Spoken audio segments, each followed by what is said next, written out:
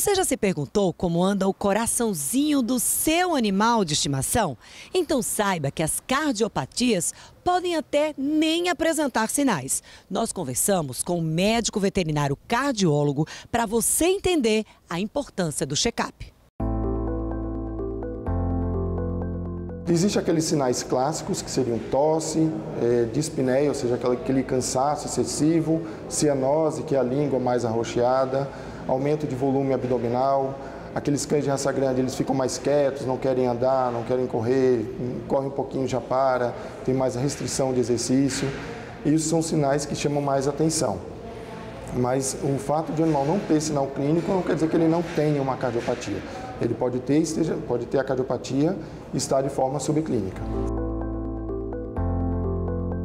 Poodle, Tekel, o Spitz, e aí engloba, na verdade, todas as raças pequenas, que tem predisposição a uma doença que a gente chama de doença mixomatosa valvar. É uma degeneração da válvula.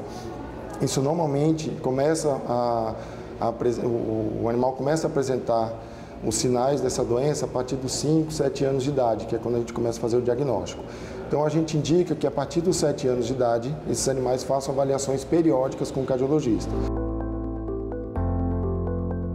Cães de raça grande, a gente ressalta aqui o Boxer e o Doberman, tem predisposição a uma doença que a gente chama de cardiomiopatia dilatada.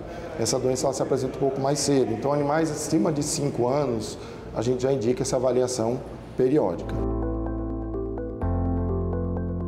Os gatos são mais sutis, então muitas vezes eles têm a patologia e não apresentam nada, não tem sinal clínico nenhum. Então nos gatos, o ideal é que esses animais façam avaliações cardiológicas independente de ter sinal clínico ou não. E muitas vezes vai no veterinário, ele não tem sopro, ele não tem nada, mas ele pode ter a cardiopatia. E aí precisaria de uma avaliação mais detalhada.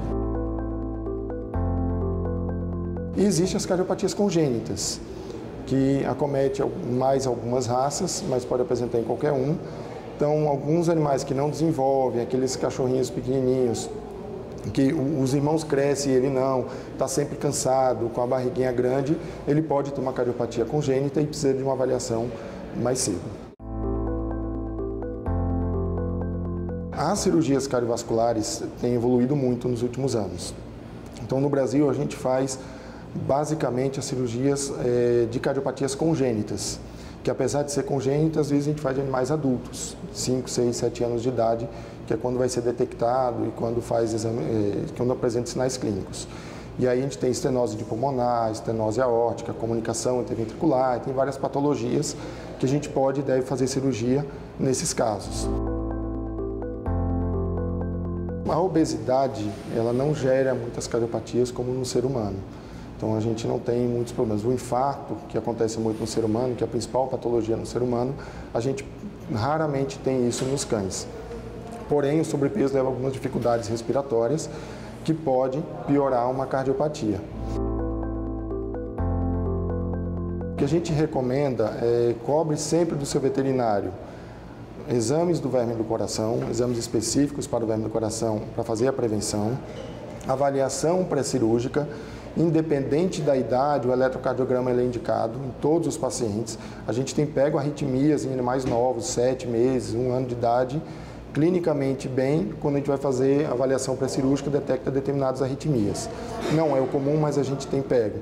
Então, o eletrocardiograma sempre em todos os exames pré-cirúrgicos e o ecocardiograma, se esse animal apresenta sopro ou se ele tem acima de 7 anos de idade, a gente indica também. O verme do coração, que é chamado de dirofilariose, é uma doença endêmica na nossa região. Infelizmente, está cada vez mais comum. Uma doença que existia há uns 20 anos atrás, ela desapareceu no Brasil e há alguns anos, uns 8, 9 anos atrás, ela voltou com bastante força no Brasil inteiro, principalmente em regiões litorâneas. E o que a gente vê na rotina, que na maioria das vezes é um diagnóstico acidental.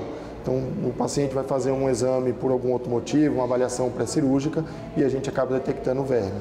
Por isso que a gente indica que converse com o seu veterinário, peça os exames específicos, sempre vai tomar vacina, pede o exame específico e faça uma prevenção. E aqui uma observação, que apesar de ser conhecido como verme do coração, ele causa muito mais problemas respiratórios do que cardiológicos, porque o verme passa pelas artérias pulmonares e causa lesão pulmonar. Por isso que um dos principais sinais clínicos é tosse, ou cansaço. Quando ele está numa quantidade maior, chega a cair dentro no coração realmente, aí ele pode provocar cardiopatias mais graves. E pode levar ao óbito. E pode levar ao óbito. Olha, em águas calmas não precisa ser atleta para navegar em uma prancha de stand-up. Mas quem anda tirando onda mesmo e mandando muito bem no equilíbrio é essa turminha aí de 4 patas. Confere aí. Hoje é dia de SUP. Aqui eles têm tudo o que precisam: espaço e atividades para gastar energia.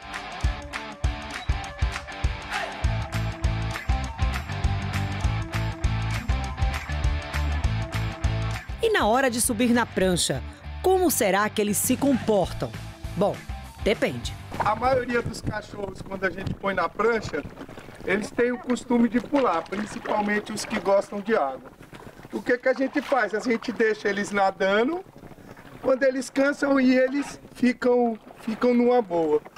Já os temerosos, eles demoram muito a pular na água, uns até têm dificuldade de subir na prancha.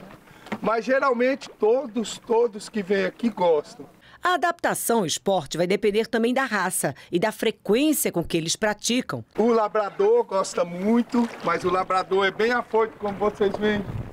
A Yuka fica pulando, eles gostam muito de água. Mas as raças que tem que ter cuidado é aquelas bulldog que não tem muita mobilidade na água. Aí é aconselhável botar um colete, alguma coisa parecida. E a procura só aumenta. Até alguns eventos foram criados. Aqui a gente tem muito cliente com cachorro. A gente tem até o Sup Pet Sunset e o Sup Dog. Teve a última remada, foram 30 cachorros.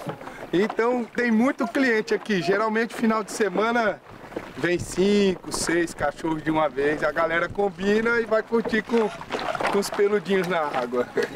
Ana Alicia traz todos os cães para o SUP e garante, eles adoram. Todos eles vêm pra cá semanalmente para fazer atividade física. Né, mãe? E o que é que mais gosta? Na verdade, todos. Só que ela hoje foi a premiada do dia. Isso sem falar nos benefícios para a saúde do animal. Um cachorro de grande porte, ele precisa ter essas atividades aquáticas porque é boa para a articulação e para o sobrepeso. É sempre bom frisar isso porque às vezes o dono fica com medo e tal. No caso do Golden e do Labrador, já são raças prontas para isso. Então, curtiu? Bora tentar? Eu tentei. Olha aí.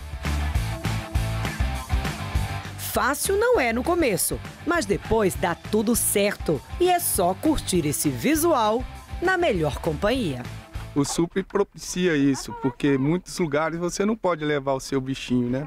Chega final de semana, você fica limitado ao lazer e as crianças geralmente são ligadas aos mascotes. Então aqui é o local ideal para a pessoa vir, trazer seu pet, curtir o dia. Eles gostam muito. Bastou falar, vamos pra laje, que todo mundo é hoje. Eles ficam tudo frenética. É isso aí, galera. Sup Pet, alala, uau.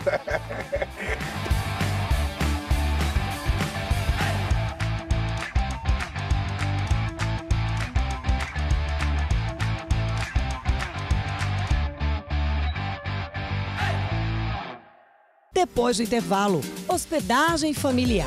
A importância de escolher bem quem vai cuidar do conforto e da segurança deles enquanto você não estiver por perto. E tem Denison Ventura no quadro Pegada da Fama de hoje.